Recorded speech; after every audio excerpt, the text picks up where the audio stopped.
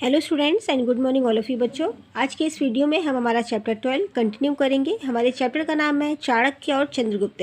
चाणक्य जो कि एक बहुत बड़े विद्वान थे, जो चंद्रगुप्त के दरबार के बहुत जाने माने विख्यात व्यक्ति थे, और चंद्रगुप्त जो मौर्य वंश के शासक थे। ओके, तो आज अपने इस चैप्टर में हम उन्हीं के बारे में पढ़ेंगे। पाठ की ओर। पुराने समय में हमारे देश में राजा राज करते थे। राजा के आदेश से ही शासन के सभी कार्य किए जाते थे। क्या आपने चाणक्य या चंद्रगुप्त का नाम सुना है अथवा इनके बारे में पढ़ा है? इन दोनों के बारे में पता लगाकर आपस में चर्चा कीजिए। आओ पढ़े। पहला दृश्य। कुछ बालक खेल रहे हैं। एक बालक कुछ ऊंचे स्थान पर बैठा है और अन्य बालक हाथ जोड़े नीचे खड़े हैं। एक बालक, महाराज चंद्रगुप्त की जय हो, महाराज की जय हो। चंद्रगुप्त, बोलो तुम्हें क्या चाहिए? बालक, महाराज मैं बहुत निर्धन हूँ, मुझे। चंद्रगुप्त, बस बस बस, कुछ कहने की आवश्यकता नहीं। कोषाध्यक्ष, इसे मोहरों की एक थैली दे दो। ओके, निर्धन की मीनिंग क्या होती है? जो गरीब होता है उसे हम क्या बोलते हैं? निर्धन। और कोषाध्यक्ष कौन कहलाता है? जो हमारे खजाने की देखभाल करता है। तो यहाँ पर क्या होता है बेटा? एक बालक रहता है, वह क्या बोलता है? महाराज चंद्रगुप्त की जय हो, महाराज की जय हो। तो चंद्रगुप्त उससे बोलता है, बोलो तुम्हें क्या चाहिए, यानी उससे पूछता है। तो वह बालक बोलता है, महाराज मैं बहुत निर्धन हूँ, यानी मैं बहुत गरीब हूँ, मुझे। बस इतना ही बोलता है कि चंद्रगुप्त बोलता है, बस बस, तुम्हें कुछ कहने की आवश्यकता नहीं है। और अपने कोषाध्यक्ष को बुलाता है, उससे बोलता है कि इसे मोहरों की एक थैली दे दो। पेज नंबर 71 देखेंगे। बालक, महाराज की जय हो। दूसरा बालक, महाराज मेरा घास फूस का घर वर्षा ऋतु में बिल्कुल टूट गया है, मैं। चंद्रगुप्त, मंत्री इसके लिए एक पक्के भवन का प्रबंध किया जाए। मंत्री, जो आज्ञा महाराज। अब यहाँ पर जिस बालक को वह खजानों की मोहरें देता है, तो वह बालक क्या बोलता है? महाराज की जय हो। वहीं पर अब बारी दूसरे बालक की आती है। महाराज मेरा जो घर था वह घास फूस का घर वर्षा ऋतु में बिल्कुल टूट गया है, मैं। तो चंद्रगुप्त क्या बोलता है? वह अपनी बात पूरी कर पाता है इससे पहले चंद्रगुप्त जो थे वह क्या बोलते हैं? मंत्री इसके लिए एक पक्के भवन का प्रबंध किया जाए। भवन यानी मकान को बोला गया है, यानी इसके लिए एक पक्के मकान की व्यवस्था किया जाए। तो मंत्री, जो आज्ञा महाराज। उसका मंत्री बोलता है, जो आज्ञा महाराज। एक ब्राह्मण कुछ दूर से बच्चों के राजा बनने के खेल को बड़े ध्यान से देख रहा है। वह पास आता है। ब्राह्मण हाथ जोड़कर, महाराज मैं चाणक्य नाम का निर्धन ब्राह्मण हूँ। यानी वह ब्राह्मण, यह सब जो बच्चे आपस में खेल रहे थे, कोई चाणक्य बना था, कोई बच्चा बना था, कोई चंद्रगुप्त बना था, तो वहीं सच में एक ब्राह्मण इन बच्चों के इस खेल को देख रहा था। और वह उन बच्चों के पास आता है और आकर क्या बोलता है? महाराज मैं चाणक्य नाम का निर्धन ब्राह्मण हूँ, मुझे दूध पीने के लिए एक गाय चाहिए। हाथ जोड़कर क्या कहता है कि मैं चाणक्य नाम का एक गरीब ब्राह्मण हूँ, इसलिए मुझे दूध पीने के लिए एक गाय चाहिए आपसे। चंद्रगुप्त, ब्राह्मण, चाणक्य के सामने चरागाह में कई गौवें चर रही है, आपको जितनी चाहिए ले लीजिए। चरागाह किसे बोलते हैं? पशु चराने की जगह। गौवें यानी गाय को बोला गया है। चाणक्य, जिसकी गौवें हैं वह मुझे मारे तो। अब चाणक्य क्या बोलते हैं? जो सच में चाणक्य थे वह क्या कहते हो? ये गाय जिसकी होगी, अगर वो मुझे मारेगा तो वह मुझे कुछ बोलेगा तो नहीं। चंद्रगुप्त, कड़क कर, मेरे होते हुए किसका साहस है आप पर हाथ उठाए? मैं राजा हूँ, यहाँ मेरी ही आज्ञा चलती है। यानी चंद्रगुप्त क्या बोलते हैं? कड़क कर, कठोर आवाज में कहते हैं, मेरे होते हुए भला किसका साहस है जो आप पर हाथ उठाएगा? मैं यहाँ का राजा हूँ, यहाँ मेरी ही आज्ञा चलती है। अब चाणक्य, महाराज आपका नाम क्या है? चाणक्य क्या पूछते हैं? महाराज आपका नाम क्या है? चंद्रगुप्त, कड़क कर, यानी जो चंद्रगुप्त बना बालक रहता है वह कड़क कर क्या बोलता है? चंद्रगुप्त, यानी अपना नाम बहुत जोश के साथ बताता है कि मेरा नाम चंद्रगुप्त है। तो चाणक्य क्या बोलते हैं? मेरा आशीर्वाद है, आप अवश्य राजा बनेंगे, आपका घर कहाँ है? यानी जो सच में चाणक्य रहते हैं वह क्या बोलता है कि मेरा आशीर्वाद है आप पे कि आप अवश्य एक दिन राजा बनेंगे, आपका घर कहाँ है? चंद्रगुप्त, संकेत से दिखाते हुए वह सामने। संकेत का मतलब होता है इशारा करते हुए, यानी जो चंद्रगुप्त रहते हैं वह इशारा करते हुए दिखाते हैं कि वहाँ पर सामने वह मेरा घर है। Page number 72। दूसरा दृश्य, यानी यहाँ पे सेकंड सीन की बारी आती है। चाणक्य, द्वार खटखटाते हुए, द्वार खोलिए। अब द्वार खटखटाने का मतलब दरवाजे को खटखटाते हुए कि आप दरवाजा खोलिए। एक स्त्री बाहर आती है, द्वार खोलकर, पधारिए आपका स्वागत है। यानी दरवाजा खोलने के लिए एक स्त्री बाहर आती है, वह क्या बोलती है आकर? पधारिए आपका स्वागत है। चाणक्य, बालक की ओर संकेत करते हुए, देवी वह बालक कौन है? यानी बालक की ओर संकेत करते हुए चाणक्य पूछते हैं, देवी वह बालक कौन है? स्त्री, वह मेरा पुत्र चंद्रगुप्त है। वह स्त्री क्या उत्तर देती है? वह मेरा पुत्र चंद्रगुप्त है। क्यों महाराज, क्या उससे कोई भूल हो गई है? अब वह स्त्री क्या पूछती है कि वह मेरा बेटा चंद्रगुप्त है, क्या उससे कोई भूल हो गई है जो आप ऐसा पूछ रहे हो कि वह बालक कौन है? बहुत नटखट है। कौन बोलता है? चाणक्य बोलते हैं, बहुत नटखट है चाणक्य। नहीं नहीं, वह तो बहुत होनहार बालक है। उसकी शिक्षा का प्रबंध कीजिए, उसे गुरुकुल में शिक्षा के लिए भेजा कीजिए।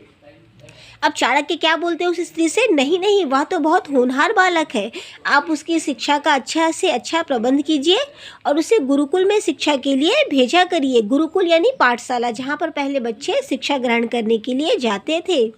स्त्री, अब वह स्त्री रोते हुए बोलती है, कैसे भेजूं? मेरे पति राजा के सेनापति थे, राजा की आज्ञा से उन्हें बंदी बना लिया गया है। यानी स्त्री रोते हुए बोलती है कि मैं कैसे भेजूं? जो मेरे पति थे वह राजा के सेनापति थे और राजा की आज्ञा से उन्हें बंदी बना लिया गया है, यानी राजा की आज्ञा से उन्हें जेल में डाल दिया गया है, पकड़ लिया गया है। चाणक्य, आप इसे राजा के पास ले जाइए, मेरा आशीर्वाद आपके साथ है।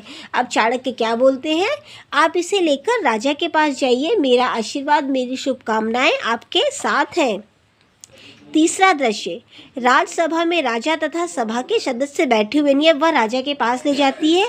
उस राजसभा में राजा तथा सभा के पूरे सदस्य बैठे हुए हैं। राजदूत, महाराज नंद की जय हो, हमारे महाराज ने यह पिंजरा भेजा है। उन्होंने कहलवाया है कि इसमें बंद सिंह को बिना पिंजरा खोले ही बाहर निकालना है। अब राजदूत आता है, क्या बोलता है? महाराज नंद की जय हो, हमारे महाराज ने यह पिंजरा भेजा है। उन्होंने कहलवाया है कि इसमें मेरा बंद सिंह को बिना पिंजरा खोले ही बाहर निकालना है। राजा नंद, हाँ हाँ, इसे अभी बाहर निकलवाते हैं। मंत्री, परंतु महाराज। मंत्री क्या बोलता है? परंतु महाराज। राजा नंद, परंतु क्या? राजा नंद उससे प्रश्न करते हैं, परंतु क्या? यानी परंतु का क्या मतलब है? इसे शीघ्र ही पिंजरे से बाहर निकालिए।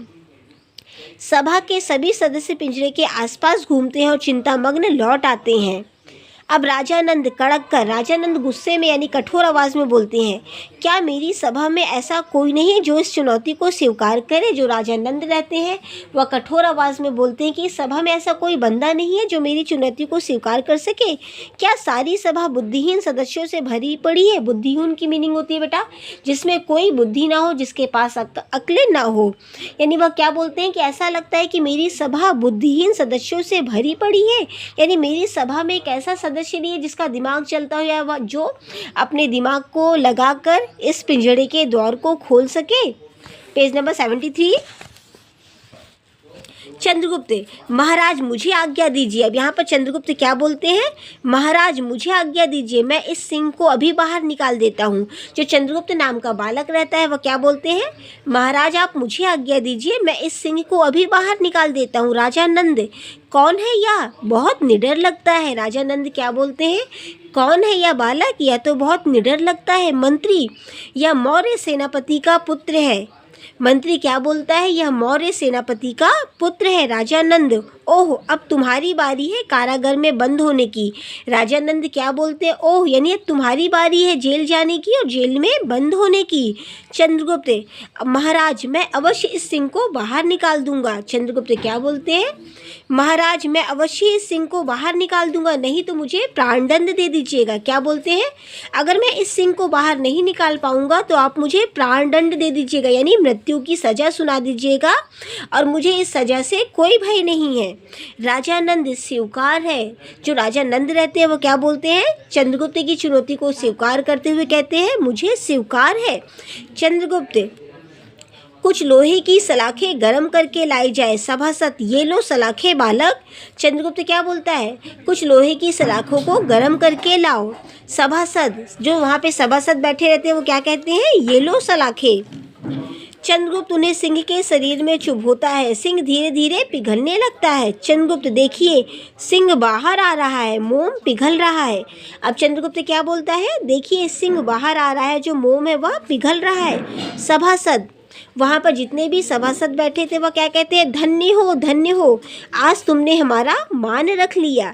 यानी वहाँ पर जितने भी सभासद बैठे रहते हैं वह क्या कहते हैं, धन्य हो, यानी उसका धन्यवाद देते हुए, उसकी प्रशंसा करते हुए क्या बोलते हैं, आज तो तुमने हमारा मान रख लिया है। सिंह बाहर आ गया और पिंजरा भी बंद है। राजा नंद, अब राजा नंद क्या पूछते हैं, बालक तुम्हारा नाम क्या है और तुम राजसभा में, पेज नंबर 74, तुम राजसभा में क्यों आए थे। यानी जो वो राजा नंद रहते हैं वो क्या बोलते हैं कि तुम राजसभा में क्यों आए थे। चंद्रगुप्त मौर्य, मैं, यानी चंद्रगुप्त क्या बोलता है, चंद्रगुप्त मौर्य, मैं, स्त्री, अब वहाँ पर उसकी माँ आ जाती है इतने में, स्त्री, महाराज इसे मैं लाई हूँ, इसके पढ़ने लिखने का कोई प्रबंध नहीं है, दिन भर इधर उधर घूमता रहता है, आपकी कृपा होगी तो यह कुछ पढ़ लिख जाएगा। अब उतने में वहाँ पर चंद्रगुप्त की माँ आ जाती है, यानी स्त्री आ जाती है, वह क्या बोलती है, महाराज इसे मैं लेकर आई हूँ, इसके पढ़ने लिखने का कोई भी प्रबंध नहीं है, दिन भर यह इधर उधर घूमता रहता है, अगर आपकी कृपा होगी तो यह कुछ पढ़ लिख जाएगा। राजा नंद, हाँ हाँ अवश्य। अब राजा नंद क्या बोलते हैं उसकी माँ को सुनकर, हाँ हाँ अवश्य, मैं चंद्रगुप्त की होशियारी से प्रसन्न हूँ। क्या बोलते हैं, हाँ हाँ अवश्य, मैं तो चंद्रगुप्त की होशियारी से बहुत प्रसन्न हूँ। मंत्री, इस बालक के पढ़ने का प्रबंध तक्षशिला के विश्वविद्यालय में किया जाए। और अपने मंत्री से क्या बोलते हैं कि इस बालक के पढ़ने का प्रबंध तक्षशिला के विश्वविद्यालय में किया जाए। इसने अपनी होशियारी से शर्त पूरी करके हमारा सम्मान बढ़ाया है। यानी क्या बोलते हैं राजा नंद कि इसने अपनी होशियारी से हमारी शर्त को पूरी करके हमारा सम्मान बढ़ाया है। स्त्री, यानी चंद्रगुप्त की माँ की बारी आती है। प्रणाम करते हुए, महाराज यह उपकार कभी नहीं भूलूंगी। यानी चंद्रगुप्त की माँ राजा को प्रणाम करती है और क्या बोलती है, महाराज आपका यह उपकार, यानी आप जो मेरे पर एहसान कर रहे हो इसे मैं कभी नहीं भूलूंगी। चंद्रगुप्त महाराज को प्रणाम करो और अपने बेटे से बोलती है, चंद्रगुप्त महाराज को प्रणाम करो। चंद्रगुप्त प्रणाम करता है, यानी चंद्रगुप्त महाराज को प्रणाम करता है। यही चंद्रगुप्त बड़ा होकर चंद्रगुप्त मौर्य के नाम से मगध के सिंहासन पर बैठा और चाणक्य मगध राज के प्रधानमंत्री हुए। अब आपको समझ में आया स्टूडेंट्स, हमने जिनके बारे में पढ़ा, यानी वह मगध के सिंहासन पर बैठा और चंद्रगुप्त मौर्य के नाम से विख्यात हुआ, यानी मौर्य वंश का सबसे अच्छा शासक साबित हुआ और चाणक्य उसी बालक के मंत्री बने। यानी चाणक्य भी जो बहुत बड़े विद्वान थे, बहुत बड़े ज्ञानी थे। स्टूडेंट्स, आपको यह चैप्टर समझ में आ गया होगा। आज की वीडियो में इतना ही। अपने नेक्स्ट वीडियो में हम इसकी एक्सरसाइज कंटिन्यू करेंगे। Okay students, and good day बेटा।